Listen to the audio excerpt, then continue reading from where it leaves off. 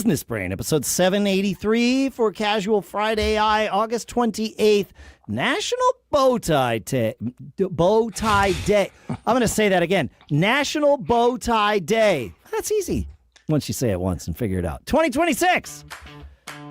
What was the last time have you ever worn a real bow tie? I think I might have worn one at my wedding, a few years ago. That might be it. That might be it. I wore How about you? I think I've only ever worn like the clip-on pre-tied bow ties. Oh yeah, me too. I wore those in like no jazz. Yeah, in jazz band. And was the one that you wore at your wedding? Was that one of the clip-ons or a real? Oh yeah, like, I think it was a clip-on. Yeah, I don't think it had to be tied. I wouldn't know how to do that if my life depended on it. I mean, you could learn. AI would happily teach you. In fact, actually something on YouTube would probably teach you even better. Yes. Greetings, folks, and welcome to Business Brain, the show by, for, and about entrepreneurs, where we take several ideas, we crunch them, we dissect them, we use them to better tune our business brains and level up our charmed lives. Our sponsors include SomniPods 3 sleep earbuds at go.fitnexa.com/brain, where you can save $10. And Wegovy at hims.com/businessbrain. We'll talk more about those in a little bit. For now, here on FridAI in Durham, New Hampshire, I'm Dave Hamilton. And I'm out here in Northern California. I'm Shannon Jean. Happy FridAI. Yeah, happy FridAI. I have a tip for all of us. Tell your staff to use as much AI as they need. And by that, I mean, well, yeah, because let's say you sign everybody up for the $20 a month plan or whatever, right? Okay. Your staff will naturally, because you've probably taught them in some ways to be budget conscious and not frivolously spend money or whatever, and your staff may take that lesson and think, okay, when I hit usage limits, I'm just hitting my limit. And therefore, I'm done. Whereas if you or I were in the middle of a project, Shannon, we would just pony up and buy more credits. Yes, right? Yes, we would. Yes, and your staff may not think that way, and so I highly recommend you go to your staff today and tell them use as much AI you need. And what I would do is, unless they've never even come close yet to hitting a usage limit, and if they haven't, that's probably worth a conversation too. Like, why aren't you hitting? Like, what are you doing with it? Are you doing enough with it? And maybe they are. Maybe they're like leveraging in every way they could, and they just aren't hitting those limits. And maybe it's because instead of using like Opus and Fable, they're using Sonnet all the time. I don't know. Mm-hmm. And maybe there's things to learn in that conversation for you or for them or for both. But what I would do is tell them, okay, look, you're on the $20 a month plan.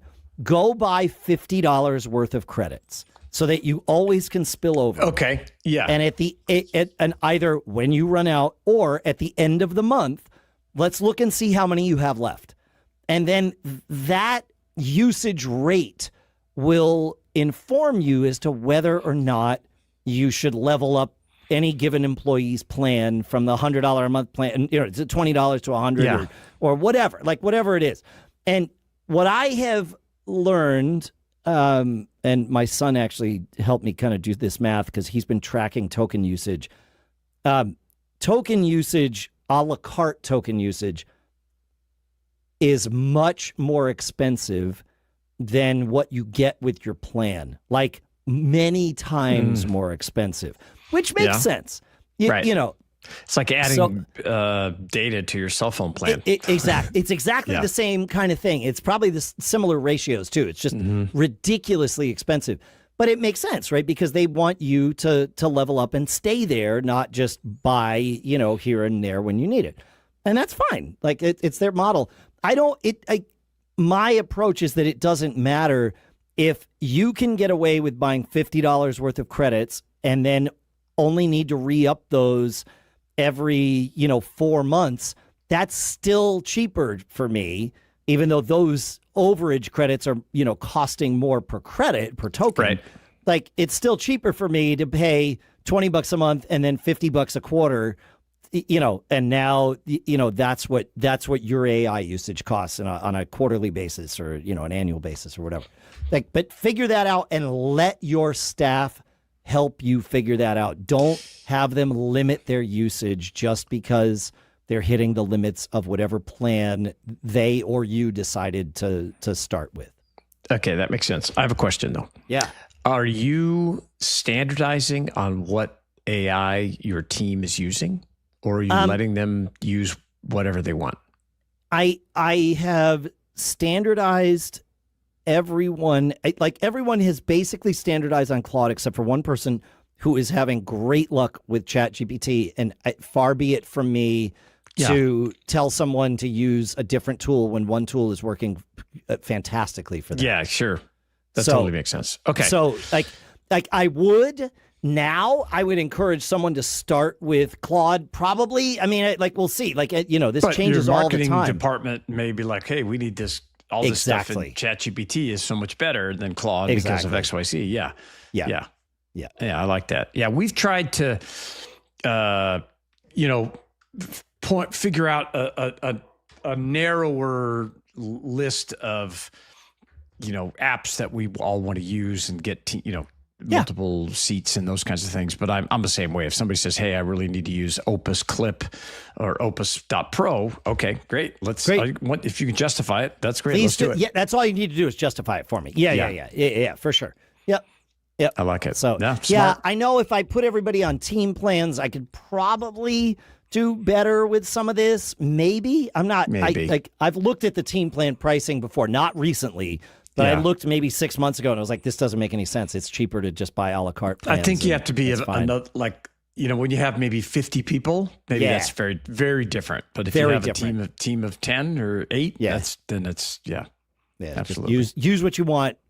Tell me what tools you need. And assuming we can afford them and justify them, then we will provide them for you happily. But the last thing you want to find out as a manager or business owner is that someone has been restricting their own use of this tool because of an assumption they have made about what you would be willing to spend on Very it. important. Yeah, that's real important. And that's true of any tool. Obviously this isn't just just an AI thing. So nice. Yeah, good stuff. We promised you we would have a conversation about watermarking, so we're going to do that. Nice. And Can't wait. Makes Shannon so happy. And we maybe have one other thing to do too. So we will do both of those. Next, though, we want to tell you about our sponsors. And look, entrepreneurs, we spend all year telling everybody the business is doing great. Then someone points a camera at us at a conference and we find out we've been running on gas station donuts for 11 months straight. Losing weight is one thing, but looking and feeling your best this summer, that's the real goal. And that's why Weight Loss by Hims now offers access to the FDA-approved Wegovy pill and Wegovy pen. Wegovy is designed to help you lose weight and keep it off so you can show up this summer feeling like yourself. What caught my attention is that this whole thing happens online. You connect with a licensed provider who determines if treatment is right for you, and if prescribed, it's delivered right to your door. No insurance necessary, and it doesn't stop there. 24/7 messaging with your care team, plus in-app lifestyle and nutrition support, recipes, meal plans, fitness videos, sleep content. You get a treatment plan personalized to you and unlimited dosage changes as needed. That's the charmed life, not having to figure it out alone. Ready to reach your goals? Visit hims.com/businessbrain to get a personalized, affordable plan that gets you. That's HIMS.com/businessbrain, hims.com/businessbrain. Weight Loss by Hims is not available in all 50 states. Wegovy is the registered trademark of Novo Nordisk AS. To get started and learn more, including important safety information, Wegovy clinical study information, and restrictions, visit hims.com. Go check it out. And our thanks to Hims for sponsoring this episode.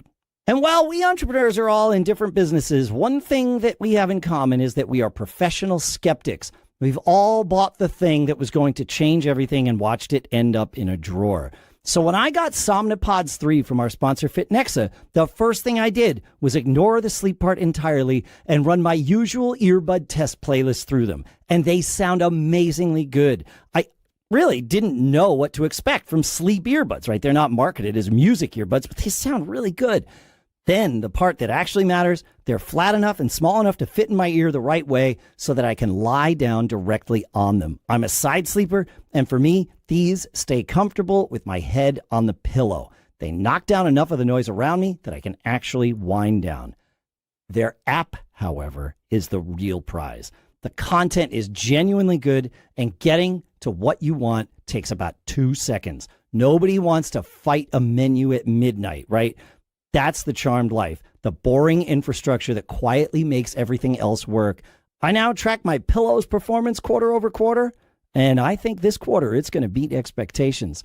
Fitnexa is giving you, our listeners, $10 off of their SomniPods 3. Head to go.fitnexa.com/brain, and the discount applies automatically. You can also use code BRAIN for $10 off.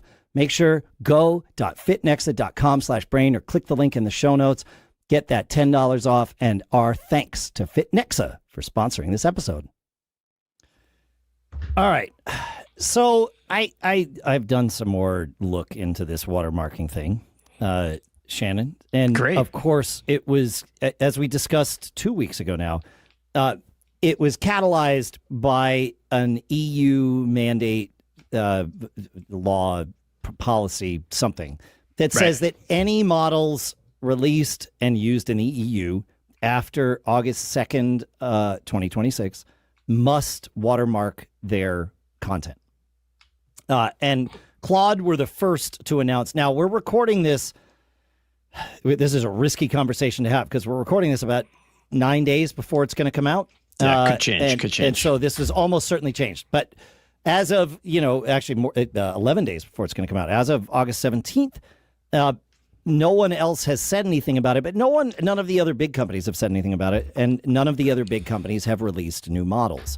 So that may be why they haven't said anything about it. Claude's response was, we are going to adhere to this in the EU by adapting all of our models that are available everywhere to do this, right? To do this watermarking. And I have some cool information about the watermarking. No one else has said anything. Other companies could choose to do the exact same thing as Claude. I mean, that's certain, or as Anthropic. That's certainly the easiest path, right? Is just having a model that everybody uses everywhere, which is how it's always been. Or they could have they could develop and cook up EU specific models that, are delivered to you if you're using it in the EU. We don't know, right? Yeah. Like, that's it. So that's what we know about that, right? That's it. But every company will have to do this if they want to be in the EU with those models. If they want to be in the EU, and correct. it will be text. Which they will. It will be in every piece of text that is created. Every image, of course, easier, but every text, everything, and that information will stay there for whether you pull it out, all this kind of stuff. And I know you're going to get into some. My 10,000 level is here. We have companies that have scraped all of our data, have pulled all the information out from all over the world. That's how they built the LLMs. Of course. At Twitter, Reddit. You and I have contributed more to this than the average person. Absolutely. 12 years of talking and transcripts and podcasts online have been scraped and sucked out. Plus everything I published at Mac Observer and Mac Geekgab and GigGab. Everything. I think I'm near the top of the list of contributors. You must be. You're probably number 6. And so the arrogance, the hubris, the hypocrisy. No, see, you got to stop. This is where I know. It's Let not me the finish. companies. It's I know, the you're right. EU. I was going to say this EU rule, but I believe, especially Anthropic, they're very into regulatory capture. They want to be, regulate me. they were into this. They love it because I think all of the AI companies love it because the more you can do to keep people others from out. Correct. Yep, others out. It's But for them to gatekeeping. now tell us everything we scrape from you, if you take it out, they're in not some telling other us form. this. No, This is why I'm EU, going to interrupt you. EU, It's the whatever, EU whatever government forcing them but to. I would bet dollars to donuts that Anthropic in the EU has helped get that passed because it helps them. because the more levels of regulation and control, I think you're conspiracy used theorying too much. Well, yeah. You used a term last week about Anthropic. And I'm not going to blame you for this. It is a term that is so terribly misused. You said they were virtue signalers, and I think that term doesn't mean what you think it means, right? It is. I've seen that movie. Okay, tell me. Yeah, I think what Anthropic does is Anthropic wants to be seen as the company that is doing it better, right? But as we talked about, that was true of OpenAI too, right? OpenAI, literally, these companies, and we kind of have a duopoly kind of right now, right? We have a triopoly. Yeah, okay, we have triopoly. Mustn't forget about Google. They were the first. I get it. Yeah, that's right. And OpenAI exists because Google couldn't be trusted with this technology, and then of course Anthropic exists because OpenAI couldn't be trusted with this technology. And now. Google's employees like number 13 and 50 or something have left to start a new AI company because no one else can be trusted with it. Yeah. And guess who's investing in the company that they are starting? Alphabet, of course, is investing in it because these employees' value is known to them. They have all the money. Well, but they also know that these are smart employees. We should invest in them. Yes. Yeah. I don't want my biggest. I will just say this, and I don't want to get too far in the weeds in this because I know you have some good use. My biggest concern, and the reason I talk about this, is I don't want some sort of high-level tech government intervention that is in charge of information. That's my biggest concern here. I don't want that. But I think you're too quick to blame Anthropic. Oh yeah. Because if Google, who has all the money, was against this, they would not have let Anthropic run to the EU and do this. Google would have gone and stopped it. They did not. Maybe. Yeah. OpenAI would have gone and stopped. OpenAI and Google would have teamed up and stopped this if they could, and they didn't. Yeah. And so I don't think that this is like the Anthropic. Like Occam's razor says that this is not Anthropic teaming up. They certainly want regulatory capture in the United States. Yeah, they all do, and I think they're trying to protect their turf. And of course, if I was running those businesses, I'd probably do the same thing. But I get it. So I think what's the solution? I think we have to expect to see. There is no solution, but I have some answers. Perfect. I think we have to expect to see this from other models. Was really kind of the point of that 6-minute diatribe. Yes. That's pretty quick. The way that they're doing it is they're not putting like special hidden characters in or anything like that. As I understand it, the way they're doing it is when a phrase is given a set of input, when a phrase is being generated, you might say, maybe it's describing this episode, and it could say, Shannon got, when talking about this, Shannon got, and now it has to pick the next word, right? Mm-hmm. It could say animated. It could say enthusiastic. It could say loud, right? Whatever. Like there's many things that would be correct as that thing. And it's the word choice in certain places, in certain types of phrases that will be the text-based watermark. That's how this is being done. But the other thing is, it's not deterministic. Deterministic is a term that we nerdy programmers use. What it means is if you give something one set of input and it's a quote-unquote randomizer, will the output be the same? That's deterministic. And that's not random, I know. But like when you're creating a hash of things, a hash is deterministic. You put in the same input, you get this thing out, and you can know, okay, the same input was put in, and it's how passwords are stored. You can't go backwards from a hash, right? So if I get the hash of your password, I don't know what to do with it. Can't do anything with it. But if somebody else types the same thing at me and it matches that hash through the same formula, now I know they also typed your password, right? And which is why you can like hack a password with brute force, right? Because it's deterministic. This is not deterministic. So it might come up with a different thing, but in the grand scheme of things, it's going to come up with the same types of things, and that's how it is that's how it is watermarking things. Got it.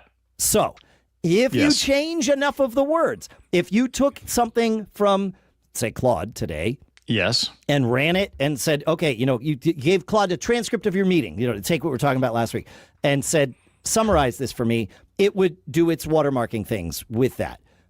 Then if you took that transcript and said, rewrite this, and put it into, Apple's LLM or ChatGPT or whatever, some LLM that hasn't yet begun watermarking, then it would rewrite it for you and not have the watermarks. But it may or may not be the same. Like, you might like what Claude wrote better. Like, it might be better at this than whatever you're choosing to use. So that's how it's working. I did find on GitHub there is a Watermarks-Remover Script, and I'll put a link in the show notes. Yep. Strip multi-vendor AI provenance marks, Unicode text hygiene, statistical rewrite hooks, and metadata from HTML documents, PNG, all of those things. It's called Watermarks-Remover, and it's a little agent skill and Python service to strip all of these things out. But it says it might make the quality worse. Of course it will. Like, it's it's doing it by changing it.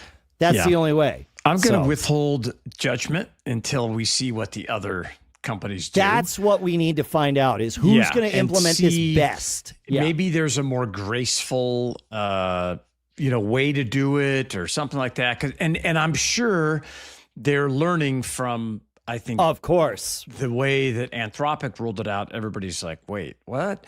And so Anthropic took it on the chin for this, for sure. Yeah, they did. And so, but I do give them props for not worrying about being the first and knowing that, hey, we may look bad or whatever it is. So it's an interesting topic. I'm sure we will revisit. What you said 2 weeks ago is that this kind of thing is on brand for Anthropic to embrace. Correct. Right? And so, because it's on brand for them, I think they probably earned more than it cost them. Probably. In coming out and saying this is because they've been attracting customers for a long time by saying we're the ones that are doing it right, or we're the safe words. Through the proper interpretation is we're the ones that are trying to be transparent about what we're doing by actually not being transparent at all about what we're doing. Yes, right? building Skynet. Yes. Yeah, exactly. but like it is on brand for them. Yeah, this is the talk that they talk, even though the walk is slightly different. Yes. But that's how they work. So I think it makes sense for them to take credit for this when no one else wants to, right? Yeah, makes sense. Yep. Yeah. It's interesting. It'll be interesting how it all shakes out. I think there's going to be a lot of those kind of tools that are, quote, watermark remover. Not that I'm not even a cut and paste AI person. I mean, but that's just not my vibe. But I do have it summarize a lot of stuff, like, conversations, Slack group work during a week period, all that kind of stuff. And, I just, it's just the way it all went down. It rubs me a little wrong way, but, I've been known to let that happen. Yeah. That's fine. But it's great. No, great discussion to have. We'll see how it all works out. What's the big takeaway this week? I think the big takeaway is, I said it with regards to AI, teach your staff to use as much AI as they need. But perhaps the big takeaway is teach your staff to use the tools that they need and discuss the cost with you. And maybe a better way to summarize that is teach your staff not to assume that any given tool is too expensive. Yeah, I love it. That's great. I love it. So if you want to, we're going to dig deeper into this in our business blueprints. If you want to download that, it'll be up after this episode at businessbrain.show/blueprint. Thanks for hanging out, folks. Business Brain. Oh, man. What? You know what? Just go to the link. He said it's way easier than me trying to say it again. Have a great weekend, folks. Keep living that charmed life. We'll see you next week. See ya.